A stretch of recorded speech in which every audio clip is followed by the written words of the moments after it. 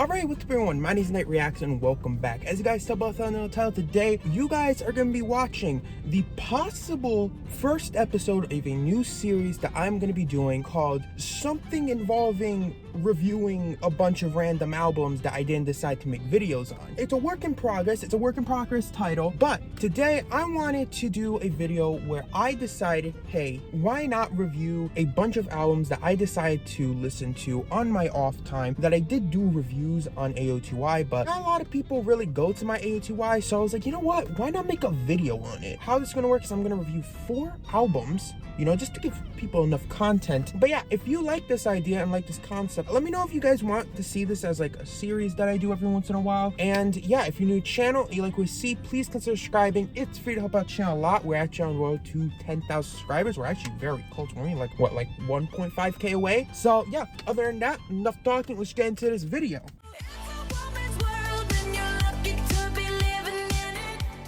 Alright, so with Katy Perry's latest album, 143, I did actually go into this really just excluding any controversy that Katy Perry has kind of brought upon herself during the rollout of this album. And I really did want to keep an unbiased opinion on this, even though I didn't really enjoy the singles that she released again for the rollout of this album. That being said, the best way I can honestly explain this album is if you were to ask AI to create a pop album, this is pretty much what you would get. With the instrumentals and the soundscape of this album, they were very lackluster to say the least, honestly, with choruses that genuinely just do nothing for me. And maybe again, that could just be a me issue. I'm not saying that I am a music critic, okay? These are just all my opinions before all the Katy cats come attacking me. But yeah, for me, the instrumentals were very bad. They were very lifeless and just really had nothing going for them. Nothing that really hooks you into the moment, that really makes you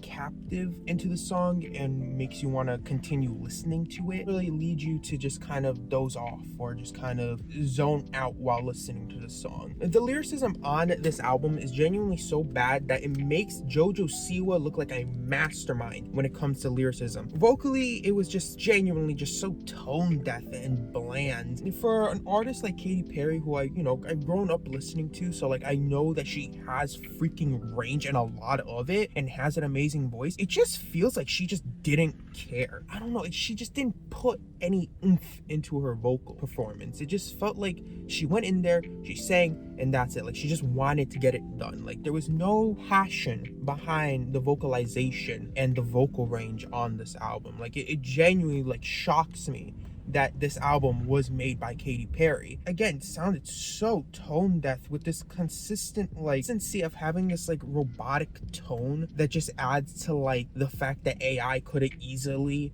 made these songs. And as someone who grew up listening to Katy Perry, even though it was on the down low, I will say I genuinely think that Katy Perry should have probably just retired and allowed the pros like Lady Gaga, Billie Eilish, and Charlie XC, and the new wave of artists like Sabrina Carpenter and Chaperone just to take the lead on pop music. Because honestly, when you compare it to their albums like Chaperone, Rise and Fall of the Midwest Princess, Hit Me Hard and Soft, and then you got, Brat by Charlie XCX, you got Ariana Grande, Eternal Sunshine. When you compare it to all those albums and pretty much just any pop album that came out this year, there's really just no point in listening to this album. Like you kind of just go into it, you listen to it, and then you're like, I mean, it's whatever, there's just nothing here. And then you go right to listening to something like Brat or Imaginal Disc by Magdalena Bay. Just really nothing there. Yeah, altogether, I generally don't have a favorite song on here. Literally, for me, the entire album's a skip, and I really don't feel comfortable with giving it anything more than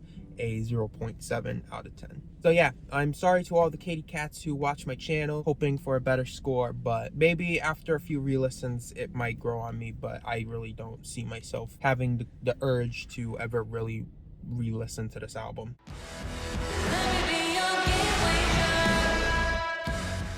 Okay, I'm be real with you. I don't know what the hell she was smoking when she made the title for this album, but I discovered Suki Waterhouse about 2 years ago, just randomly while listening to a playlist on Spotify on Shuffle. And since that night, I genuinely on the low became a major fan of Suki Waterhouse. She is probably one of my favorite artists of all time right now. Like, I genuinely listen to her music constantly every day, a lot of times at night for the most part. And let's just say I was very excited for this album when it released, especially since it had the song To Love on it, which is genuinely one of my favorite songs of all time. I'm not even trying to glaze, but it's the truth.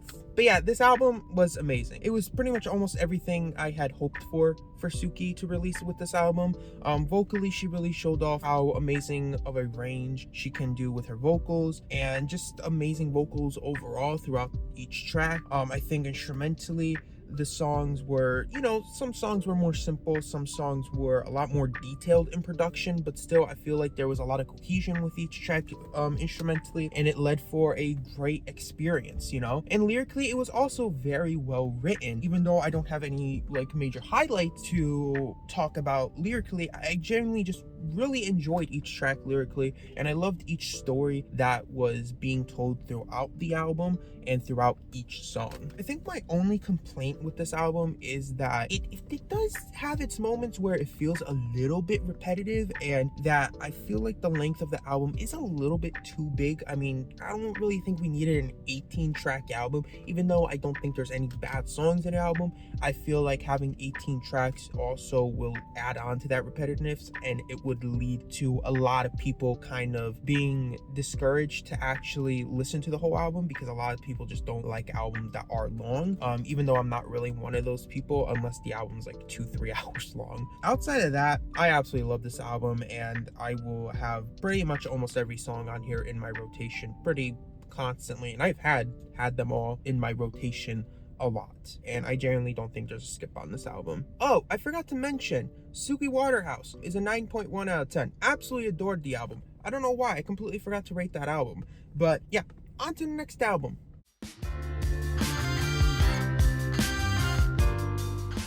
Next up, we got Neon Pills by Cage the Elephants. Now, I was pretty excited to react to this album, because from the songs I have heard from them, I really loved how fun and unique their songs were. So I had a lot of high hopes for this album. But yeah, that being said, on first listen, I thought the album was pretty okay at best. A few solid songs here and there, but I felt like a lot of tracks, if not most of the tracks, felt very lackluster and lacked a lot of versatility, making them sound pretty similar to each other, which kind of led me leaving each track feeling kind of disappointed, because of how similar they all sounded to each other, which I know kind of adds to the fact that it is cohesive, which is a good thing. But there is a point where there's a fine line between a good amount of cohesion and then an absurd amount of cohesion. But I decided to hold off on a review or adding this review, because I did want to give it like a few more listens through, just to see if anything had changed and or any like songs really kind of grew on me a lot. And